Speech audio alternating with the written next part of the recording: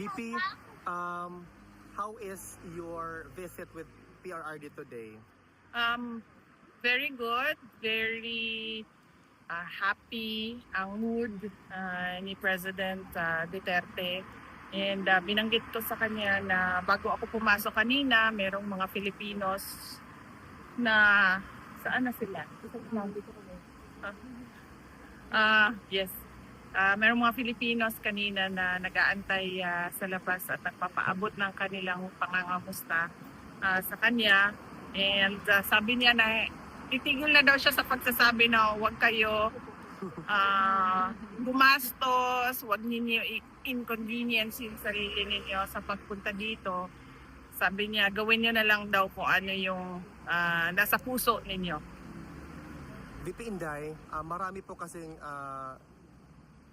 claims circulating on different social media platforms, ma'am, putting your statement doon sa London rally niyo, ma'am, out of context, na sinabi niyo daw, pinapalabas na lalabas na si PRRD next week from the ICC. Ma'am, just to set the record straight, is there a truth to that claims? Wala akong sinabi doon sa speech ko na lalabas sa PRRD next week.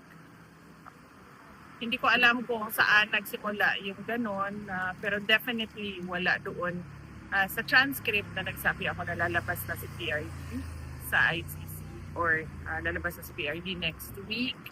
Dahil alam naman natin lahat at nakikita natin sa ICC website yung schedule ng kanyang kaso, at kung makikita natin na walang schedule ng hearing ng release at ang meron lang schedule ay yung kanya trial proper.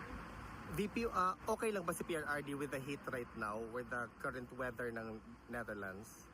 It's very siguro comfortable sa init dahil kahapon naka-sweater pa rin siya.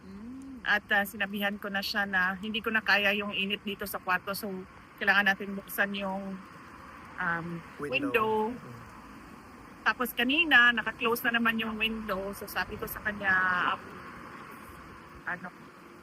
walang hangin doon sa loob, so sabi ko pwede ba natin buksan yung window, so pumayag naman siya.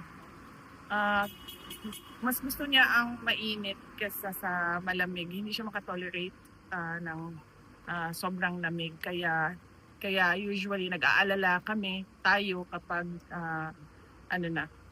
autumn and winter months na dahil sobrang lamig talaga.